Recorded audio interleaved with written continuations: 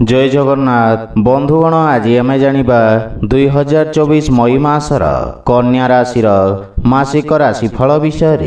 एही मासिक राशिफल ग्रहंक स्थिति और चलन को नहीं आधारित एवं ग्रहंक स्थिति और चलन आम जीवन रे बहुत प्रभाव पकई थाए, जहा फल रे आम जीवन रे केबे सुख आसी थाए तो केबे दुख आसी थाए। सेथिपई ग्रहंक स्थिति और चलन को नहीं आमे पारिवारिक जीवन, वैवाहिक जीवन, आर्थिक स्थिति, शिक्षा, व्यवसाय एवं स्वास्थ्य विषय रे संपूर्ण विश्लेषण करी कहिबो। सेथिपई वीडियो को शेष पर्यंत देखंतु और जो माने आम चैनल को नुआ करी आछंती तळे थिबा लाल रंगर सब्सक्राइब बटन को दबाई आम चैनल को सब्सक्राइब करंतु और पाखरे थिबा घंटी बटन को दबाई ऑल रे सिलेक्ट करंतु, काहेकि ना आमे अपलोड करिथिबा प्रत्येक वीडियो रो नोटिफिकेशन आपण सर्वप्रथमे पाई परिबे। बंधुगण कन्या राशि व्यक्तिंक पई 2024 मई मासटी मध्यम रूप से फलदायक रहिब।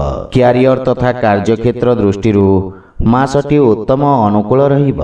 दशम भावर स्वामी बुध सप्तम भावरी तथा नीचस्थ राशि मीन राशि रे विराजित अछंती एवं राहु और मंगल मध्य विराजित अछंती, जहा फल रे चाकरी क्षेत्र रे अधिक परिश्रम करिबाकू पड़िबो। विरोधी और शत्रु चारिपार्श्वरु आपनकू घेरिबार प्रयास करिबे। सेथिपई आपनकू चतुरता सहित कार्य करिबार आवश्यकता रहिछि।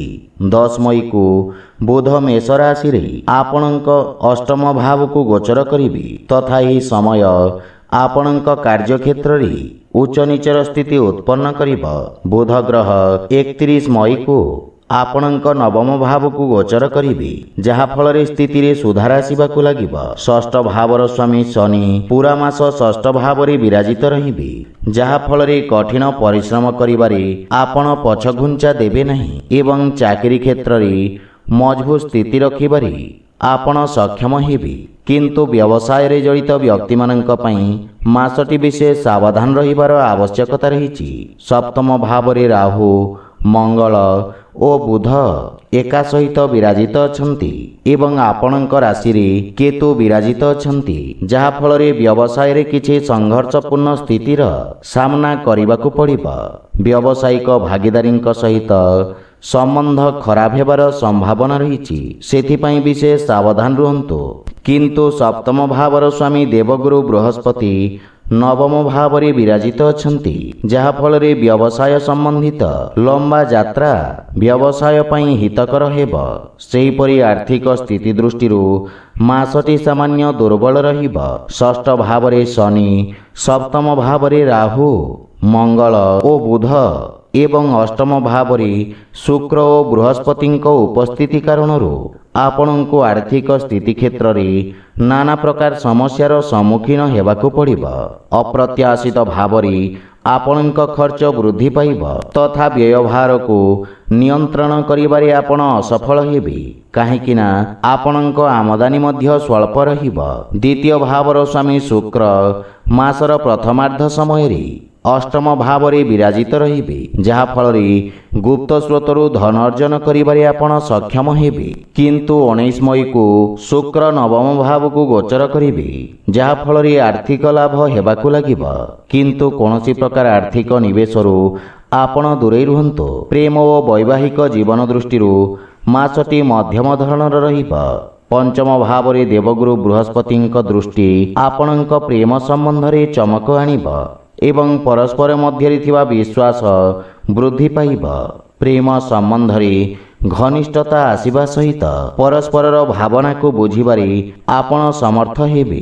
विवाहित व्यक्ति मानक पई मासटी सामान्य दुर्बल रहिब।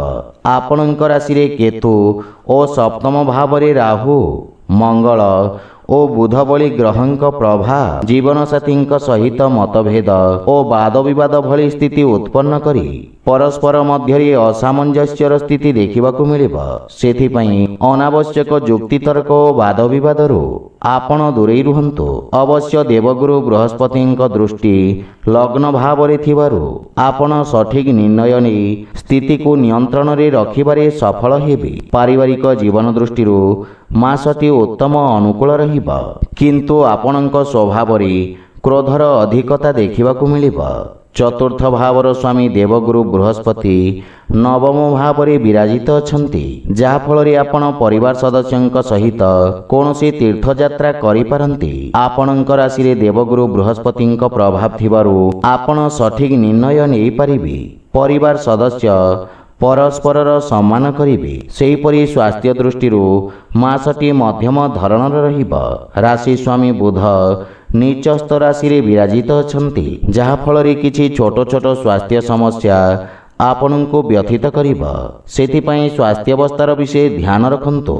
आपणक पई प्रतिकार हला आपण प्रत्यह भगवान विष्णुंक पूजार्चना करी तुलसी दल अर्पण करंतु शुभफल पाइबे। तो बंधुगण यह थिला 2024 मई मासर कन्या राशि मासिक राशिफल विषय रे। जदि भिडियोटी आपण मानकु भल लागि थाए लाइक शेयर और कमेंट करी जणांतु एवं आम चैनल को सब्सक्राइब करंतु। जय जगन्नाथ।